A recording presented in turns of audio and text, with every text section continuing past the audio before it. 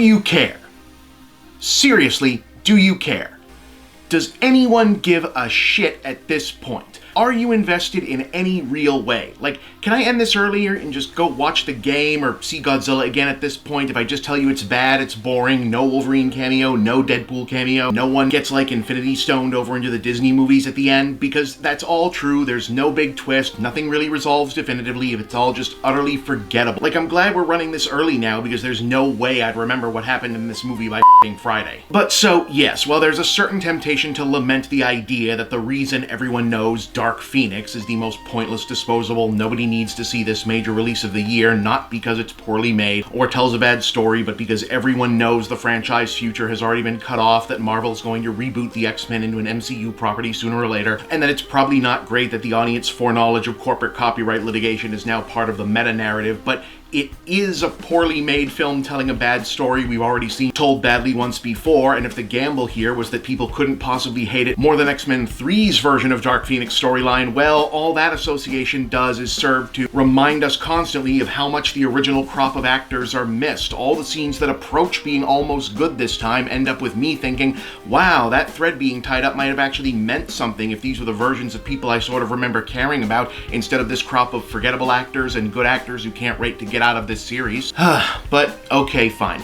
For the record, now it's the 90s, everyone loves the mutants, and the X-Men are famous because they stopped Ivan Ooze from building an evil pyramid or something. Hey, don't pretend you watched Apocalypse more than once either, okay? And now they do superhero missions for the government, and Professor X is getting kind of cocky about it, and also the costume people are getting so lazy that they put James McAvoy in a turtleneck, which only makes it impossible not to notice that his Xavier voice is the same performance as his old passive-aggressive English lady voice from the Split movies. Anyway, the X-Men go up to space to save some astronauts from some kind of weird space energy storm, and Jean Grey seems to almost die, but instead gets a big old power-up that makes her angry and dangerous and wakes up some traumatic childhood memories that Xavier had locked away in her memory, ostensibly to help her, but instead makes her change her name to Phoenix and go off on a Carrie meets Goku revenge spree that forces the X-Men, and eventually also Magneto for dumb reasons, to make tough decisions about how far to go to stop her. Oh, and also Jessica Chastain is on hand as a shape-shifting alien queen who wants the space energy Jean absorbed for herself and is going to goad her into doing bad things so that she can take it from her.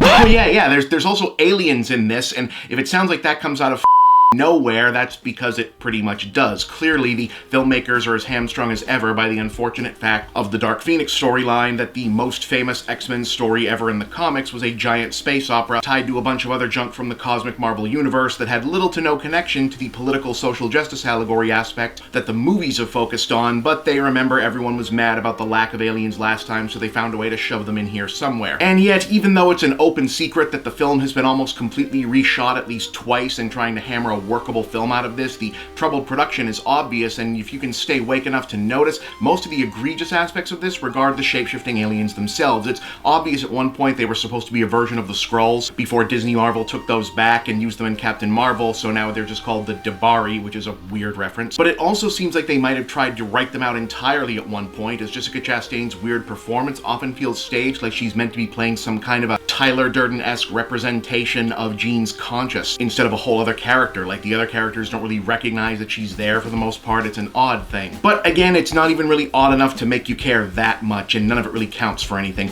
Ultimately, we're just left with a series of occasionally well-visualized fight scenes between people you don't care about and slapdash CGI that's not interesting enough to make up the difference, biding time, and if you're expecting any big twists, revelations, or anything to really make you feel anything, even a major character death, or what's supposed to be a major character death, it does not, and you're gonna go home wanting. 2 out of 10. Is it too much to ask that this can finally be the one of these where we just don't go because we know ahead of time it doesn't matter? Like, is that what it's going to take?